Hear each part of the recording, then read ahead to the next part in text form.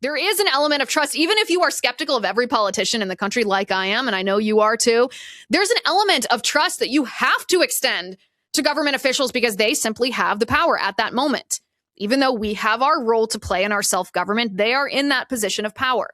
And you trust them not to wield that against you. You trust them not to lie to you. You trust them not to abuse their position to enrich themselves while letting the American people struggle. That's Hillary Clinton. That's why I wanted her in jail, not because I believe the Democrat philosophy of engaging in lawfare against your political opponent to, drown them in legal fees and punish them with the process and humiliate them with a mugshot and try to put them in prison so that you don't have to contend with their ideas. That's the Democrats' philosophy. But the Republicans have for so long let go of the reality, let the reality pass them by, when the reality is that the Democrats have actually committed crimes. Hillary Clinton, if President Trump arrested Hillary Clinton, it wouldn't be because he didn't like debating her on that debate stage. In fact, he seemed like he had a pretty good time. It's not because she's a Democrat. It's not because she tried to stand in his way. It's because she violated the law of our land. And that's what Bill Clinton and Hillary Clinton, well, we'll see about Hillary Clinton tomorrow, are doing again. MSNBC told you a congressional subpoena is not merely a polite invitation. It has teeth. It has the backing of the Department of Justice. This is Pam Bondi's big test.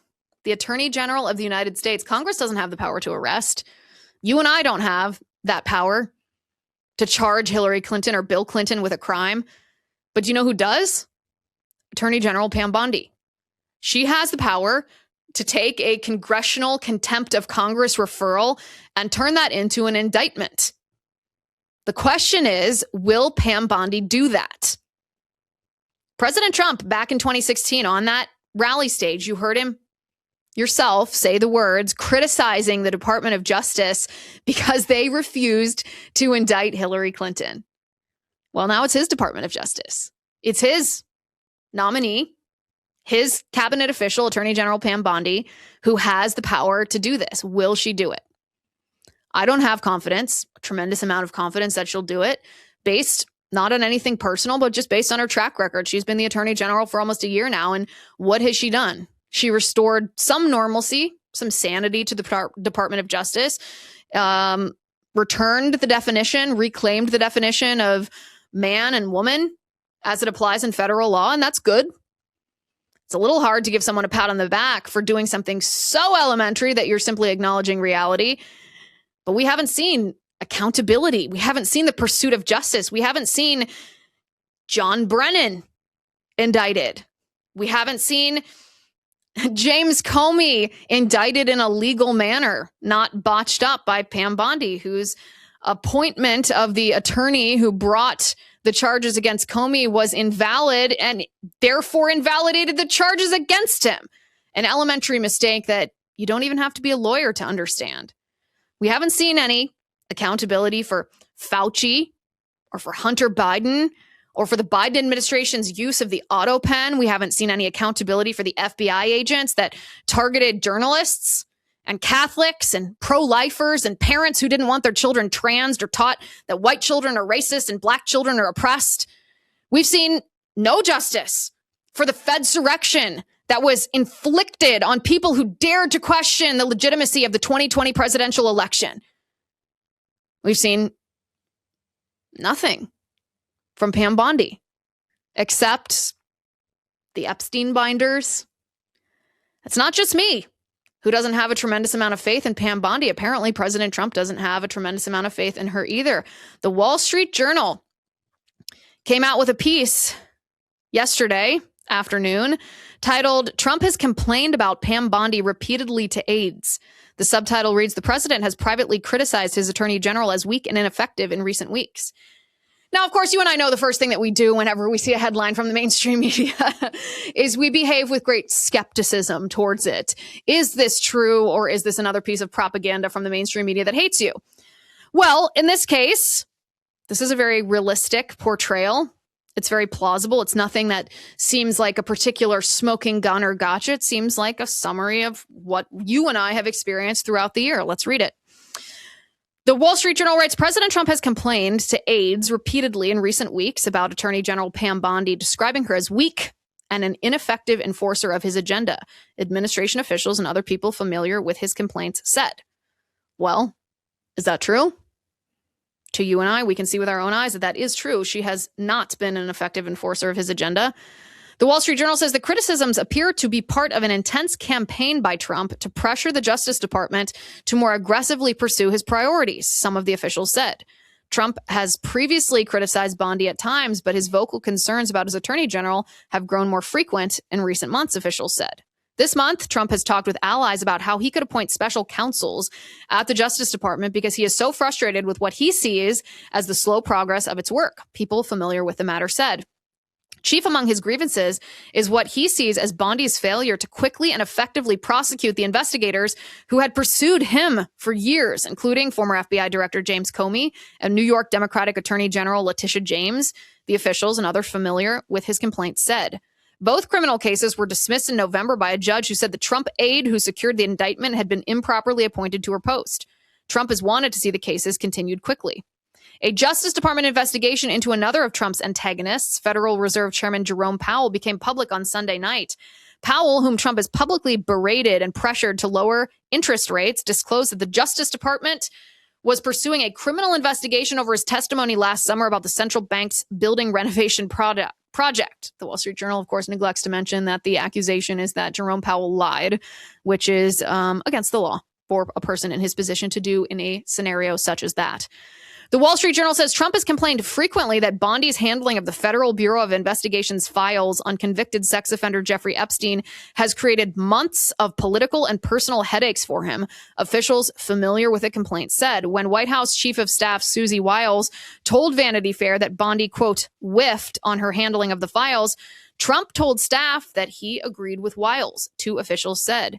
He has also heard from conservative activists and influencers criticizing Bondi and has collected similar social media posts that he has asked other aides about, the officials said.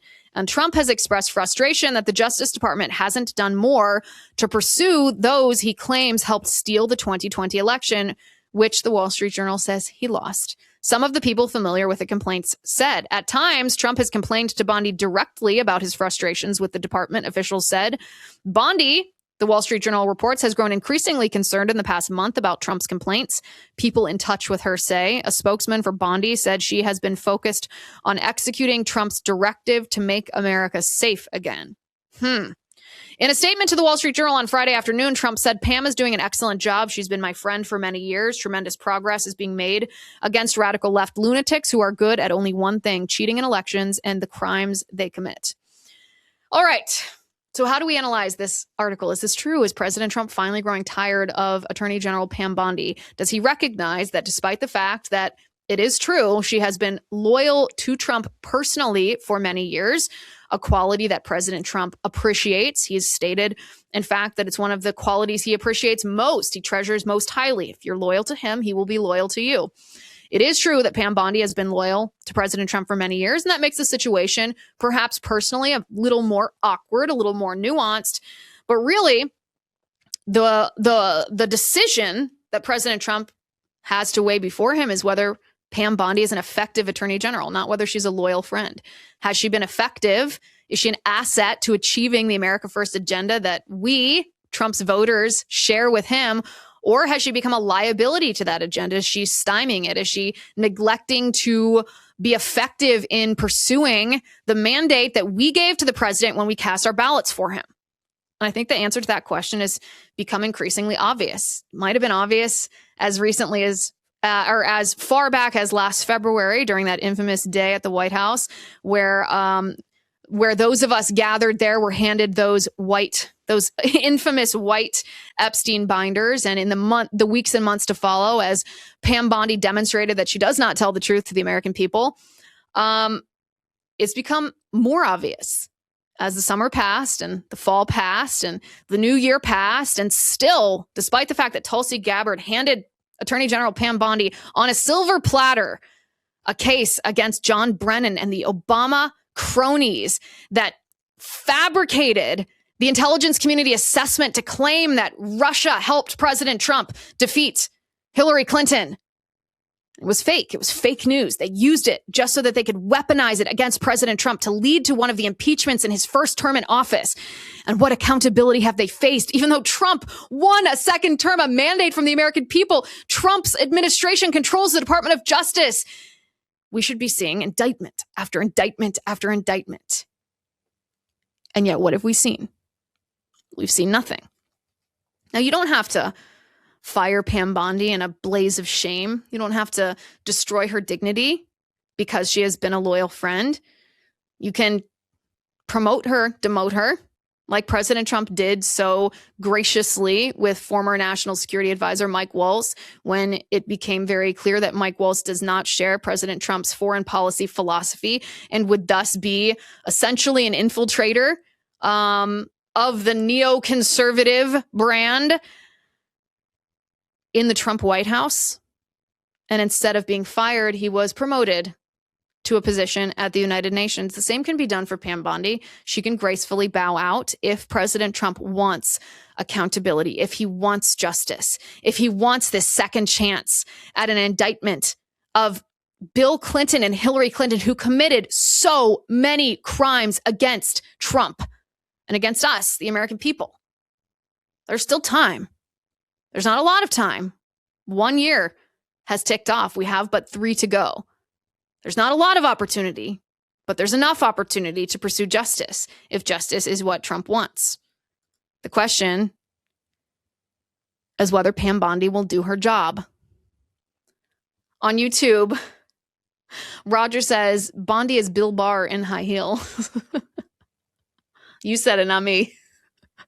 Gordon says, why should they show up? Nothing's going to happen to them for not showing up. Nothing ever does happen to the major Democrat players. It's my belief that nothing will ever happen. And that, Gordon, is what you call a black pill take, which is extremely tantalizing and tempting to engage in. I largely agree with you, although I cannot help having the seed of optimism inside me to think that President Trump understands the reality in which we are living better now than he did even 10 years ago. And that he won't let this opportunity pass. He won't let his Department of Justice muff it up again and let Hillary Clinton and Bill Clinton off the hook, despite the fact that they have been let off the hook their entire lives. Our movement is gaining ground. People around us are waking up. The mainstream media leftist narrative is cracking. At Blaze TV, we've built a home for some of the strongest, smartest voices in conservative media. When you subscribe to Blaze TV, you're not just watching content, you're supporting a movement. You're backing creators who think for themselves. It's everything that the networks won't show you, delivered on your terms on any device, anytime. And it starts at just $8 a month. BlazeTV.com/Liz, promo code Liz.